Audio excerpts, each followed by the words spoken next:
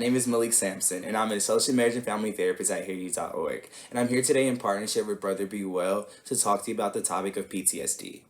However, before I get into the topic of PTSD and what it is and what about it I want to talk about it, I definitely want to make the disclaimer that this information that I'm about to give you is not to diagnose, treat, or even give you a full scope of what PTSD is, but to give you a glimpse of what PTSD is so you can have your own personal information on this.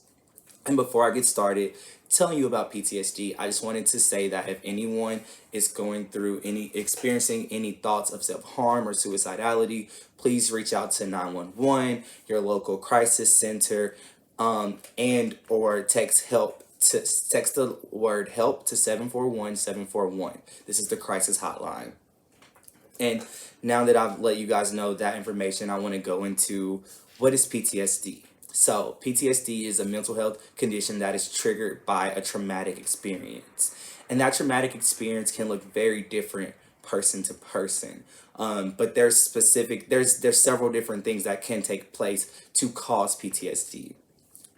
Just some examples of that would be, having a sudden death in the family, or actually having to experience watching someone be killed, or being in a situation of war, or any type of situation that can be considered a terrifying situation, or a child adverse experiences. These all are things that can stem and create someone having PTSD. So with that, it's good to know what are the symptoms of PTSD, right? And what happens when someone has PTSD. And what can happen a lot of times can be flashbacks to that experience, or nightmares that are related to that experience, and having anxiety that is also related to that experience that caused that trauma. So these are just three of the symptoms that could be taking place. As well as like memory blocking and memory loss, and actually purposefully blocking out the memory in order to cope and deal as well. And it can have a long lasting effect after the trauma has already happened. So that's something to keep in mind too, because it's a trauma that happens afterwards, and it can last for a very extended period of time.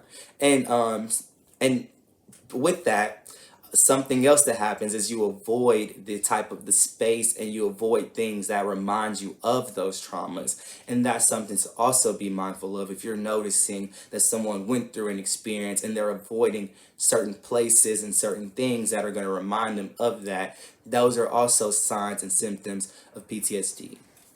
And some of the treatments that work really well for PTSD can be talk therapy, and that helps process through the trauma and actually identify what that trauma is when people cannot identify what it is, as well as exposure therapy and cognitive restructuring. Those are also really two good therapies that you can also look up to see what those therapies entail as well.